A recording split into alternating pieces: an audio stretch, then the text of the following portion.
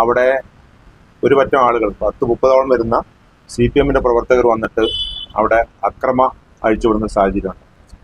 നമ്മുടെ വിജയിച്ച കൗൺസിലർ അടക്കമുള്ള ആളുകളെ പരസ്യമായി ആക്രമിക്കുന്ന രൂപമുണ്ടായപ്പോൾ അവിടെ പ്രതിരോധം എന്ന നിലയിൽ 4 പേരായിരുന്നു അവിടെ ഉണ്ടായിരുന്നത്. അവരത് പ്രതിരോധിക്കുകയും ആ പ്രശ്നത്തിൽ പോലീസ് ഇടപെട്ട് 2 ഭാഗത്തും കേസെടുത്ത് നമ്മുടെ 3 പ്രവർത്തകർ 20 ദിവസത്തോളം ജയിലിൽ കിടക്കുന്ന സാഹചര്യമാണ്. അങ്ങനെ 20 ദിവസം കഴിഞ്ഞ് അവർക്കും ജാമ്യം കിട്ടി, നമുക്കും ജാമ്യം കിട്ടി.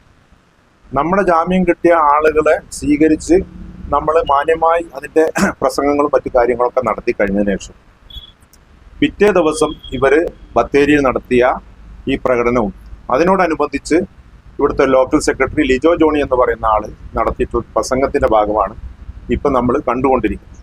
ഏറ്റവും നികൃഷ്ടമായ, ഏറ്റവും ഭീകര സ്വഭാവമുള്ള ഒരു സംസാരമാണ് ഉണ്ടായിരിക്കുന്നത്. നമ്മുടെ സുൽത്താൻ ബത്തേരി പോലുള്ള സമാധാനത്തിനും സൗഹാർദ്ദത്തിനും ജീവിക്കുന്ന ഒരു പ്രദേശത്ത് ഏറ്റവും കുറ്റകരമായിട്ടുള്ള, ഏറ്റവും നികൃഷ്ടമായിട്ടുള്ള ഒരു പദപ്രയോഗമാണ് ഇവിടുത്തെ ഈ ലോക്കൽ സെക്രട്ടറി നടത്തിയിരിക്കുന്നത്.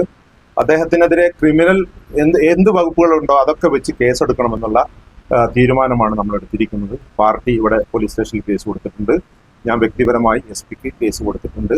അപ്പം കൃത്യമായ നിയമ നടപടി ഇദ്ദേഹത്തിനെതിരെ ഉണ്ടാകണം. ഇദ്ദേഹം ഇവിടെ പല ക്രിമിനൽ കേസിലും പ്രതിയാണ്. ബത്തേരി പോലീസ് സ്റ്റേഷനിൽ അന്വേഷിച്ചാൽ ഇദ്ദേഹത്തിനെതിരെ പല കേസുകളും നമുക്ക് കാണാൻ കഴിയും. അതുകൊണ്ട് കൃത്യമായ നടപടി ഉണ്ടാകണമെന്നുള്ളതാണ് ഞാൻ സൂചിപ്പിക്കുന്നത്.